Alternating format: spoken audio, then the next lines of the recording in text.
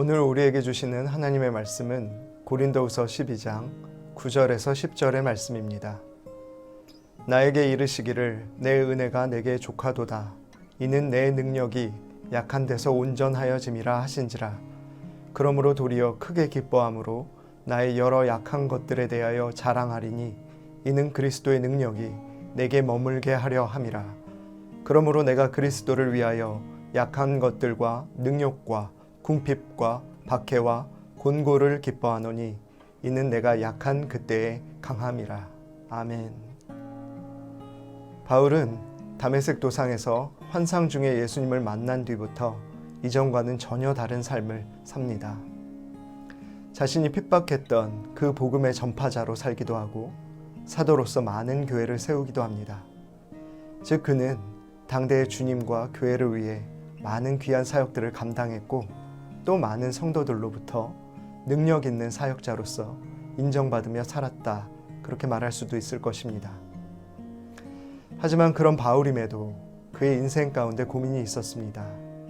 우리는 고린도후서 12장을 통해 육체의 가시가 그것이었음을 알 수 있습니다. 누군가는 이 육체의 가시가 간질이라고 했고 누군가는 눈과 관련이 있다 하여 안질이라고도 했습니다.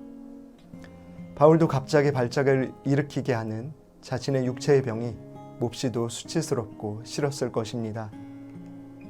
능력 있게 말씀을 전하다 이런 발작을 일으키는 모습을 보이면 사람들에게 권위도 안 서고 덕이 안 되어 하나님의 영광을 가릴 것이라 그렇게 기도했을 수도 있습니다. 바울은 이를 놓고 간절히 3번이나 기도 가운데 구하였습니다. 하지만 하나님께서는 내 은혜가 내게 족하도다. 내 능력이 약한 데서 온전하여짐이라 그렇게 말씀하셨습니다. 가장 숨기고 싶고 가장 수치스러운 부분, 가장 약한 그것을 우리는 기도합니다. 바울에게는 그것이 이 육체의 가시였을지도 모릅니다. 그런데 오늘 본문 가운데 바울은 전에 그렇게 수치스러워하고 부끄러워하던 약한 부분, 그 육체의 가시로 인해 도리어 기뻐함으로 자랑할 수 있게 되었다 고백합니다. 왜냐하면 이 약한 부분 때문에 그리스도의 능력이 그에게 머무는 것을 체험했기 때문입니다. 우리에게도 약한 부분이 있습니다. 능욕과 궁핍과 박해와 곤고를 경험하게끔 하는 우리 삶에서 없어져 버렸으면 하는 그런 것들이 있을 것입니다. 하지만 이 약한 부분, 그와 연결된 기도 제목이 우리에게는 역설적이게도 은혜요, 감사의 이유가 됩니다. 바울의 고백처럼 이 약한 부분 때문에 우리는 주님을 볼 수 있습니다. 이 약한 때를 경험함으로 예수님의 참 제자이자 신앙인으로서의 삶도 깨닫게 됩니다. 여러분, 무엇이 은혜일까요? 그리스도의 능력이 우리에게 머무는 삶, 그것이 바로 은혜입니다.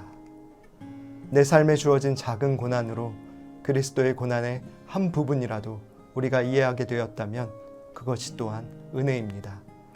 이 사순절 절기 가운데 우리 약함을 자랑하고 약한 그때가 바로 강함이라 고백하게 되는 우리가 되었으면 좋겠습니다. 이 놀라운 신앙의 역설을 경험하면서도 감사하게 되는 오늘이 되기를 소망합니다. 기도하시겠습니다. 사랑과 은혜의 주님, 우리에게 있는 약한 그것으로 우리가 주님을 더 가까이 찾게 하옵소서. 약한 그때에 임하시는 주님의 능력을 경험하며 이제는 약한 그것을 기쁨으로 자랑하게 되는 우리 삶이 되게 하여 주시옵소서. 예수님의 이름으로 기도합니다. 아멘.